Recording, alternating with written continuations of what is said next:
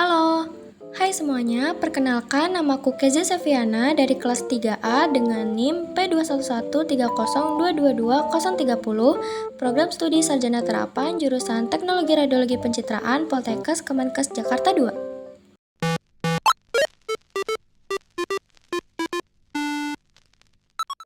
Di sini saya akan menjelaskan tentang proposal usaha makanan yang saya buat, yaitu nasi comot. Kalian udah pada dengar belum nih nasi comot? Atau udah pernah makan? Kalau belum, disimak baik-baik ya. Pertama, latar belakang saya membuat usaha ini adalah di tengah tren kuliner yang terus berubah, nasi comot muncul sebagai alternatif menarik yang menggabungkan cita rasa tradisional dengan inovasi modern. Nasi comot merupakan hidangan yang disajikan dengan cara unik, praktis, dan mengundang selera, menawarkan pengalaman makan yang berbeda bagi pelanggan. Nah, melihat potensi pasar yang besar dan tingginya minat masyarakat terhadap makanan inovatif, usaha makanan nasi comot diharapkan dapat memenuhi kebutuhan tersebut sekaligus memberikan kontribusi positif terhadap dunia kuliner lokal. Dengan berbagai varian isi dan sambal yang menggugah selera, nasi comot dapat menjadi pilihan yang sempurna untuk semua kalangan, mulai dari anak-anak hingga orang dewasa. Adapun tujuan didirikannya usaha penjualan nasi comot adalah memperoleh penghasilan, menyediakan makanan yang berkualitas, menciptakan produk yang praktis dan unik, menghadirkan variasi menu yang kreatif dan inovatif, memberikan pelayanan yang terbaik, dapat mencapai keberlanjutan usaha, menciptakan lapangan kerja, dan memanfaatkan peluang di era digitalisasi modern saat ini. Selanjutnya yaitu strategi pemasaran. Yang pertama, saya memanfaatkan media sosial untuk mempromosikan menu dan promosi produk. Yang kedua, mengadakan event atau promosi khusus seperti diskon pada hari tertentu. Yang ketiga, berkolaborasi dengan influencer kuliner untuk meningkatkan brand awareness. Lalu ada analisis SWOT. Yang pertama, strength atau kekuatan. Yang pertama, memiliki menu inovatif. Memiliki varian isian dan sambal yang unik dan berbeda dari menu nasi biasa. Yang kedua, memiliki cita rasa lokal yang menggunakan bumbu dan bahan khas Indonesia. Yang ketiga, menggunakan bahan berkualitas, yaitu bahan segar, untuk menjamin kepuasan pelanggan. Yang keempat, pelayanannya cepat agar efisien. Selanjutnya ada weakness atau kelemahan. Yang pertama, pengenalan brand sebagai usaha baru mungkin belum dikenal luas di pasar.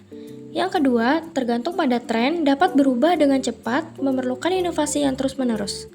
Yang ketiga, modal awal membutuhkan investasi awal untuk pengadaan bahan, peralatan, dan pemasaran. Lalu, opportunity atau peluang. Yang pertama, pasar yang luas meningkatkan minat masyarakat terhadap kuliner baru. Yang kedua, tren makanan di sini dikembangkan untuk memenuhi permintaan konsumen. Yang ketiga, memiliki kemitraan dan kolaborasi. Dan yang keempat, memanfaatkan media sosial dan platform digital. Selanjutnya ada threats atau ancaman. Yang pertama, memiliki persaingan yang ketat. Kedua, perubahan selera konsumen. Ketiga, kenaikan harga bahan baku yang dapat mempengaruhi profitabilitas usaha. Dan yang keempat, memiliki regulasi dan kebijakan. Berikutnya yaitu aspek pemasaran. Yang pertama, target pasar secara keseluruhan mencakup semua kalangan, baik anak-anak, remaja atau anak muda, maupun orang dewasa. Saya juga menargetkan orang-orang yang suka makanan cepat saji, yang enak dan praktis. Mereka yang sering makan di luar, baik untuk sarapan, makan siang, atau makan malam. Selanjutnya, saya memiliki 3 metode penjualan. Yang pertama, dine-in atau menyediakan tempat makan untuk pelanggan. Yang kedua, take-away atau menyediakan kemasan untuk dibawa pulang. Dan yang ketiga, delivery atau bekerja sama dengan layanan pengantaran makanan seperti Shopee Food atau GrabFood.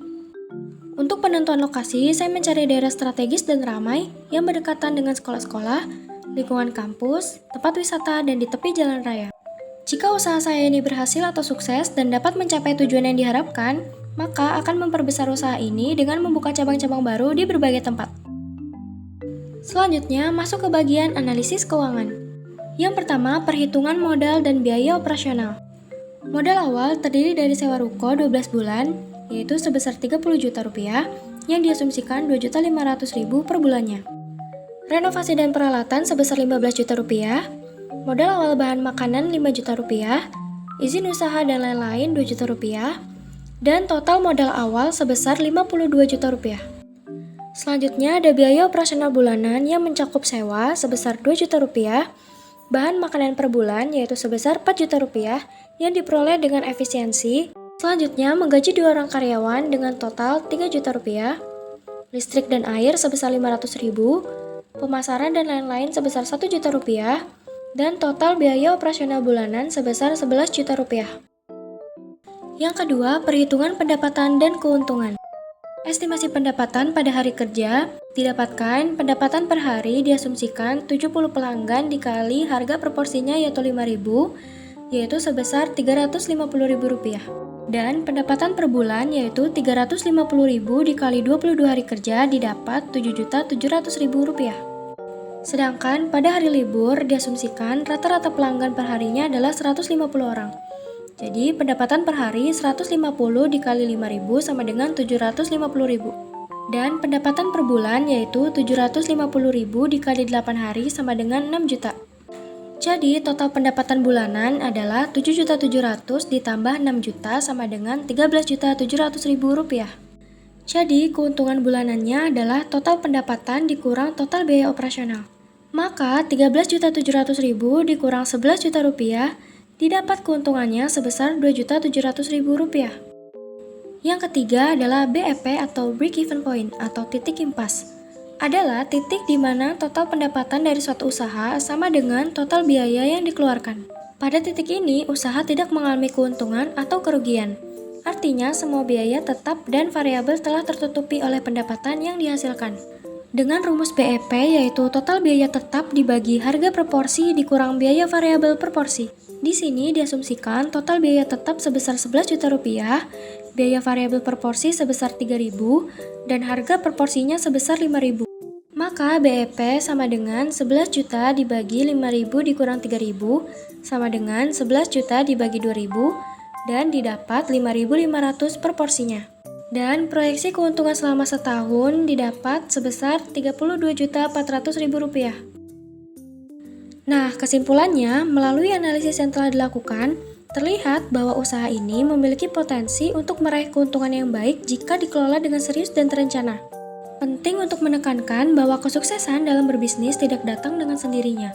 Ketekunan dan komitmen yang tinggi sangat diperlukan untuk menjalankan usaha ini, karena kesalahan di awal dapat mengganggu kelangsungan usaha.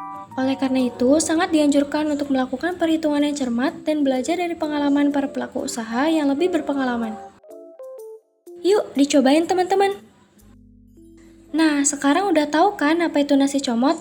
Nanti kalau mau beli bisa kunjungi sosial media di bawah ini ya.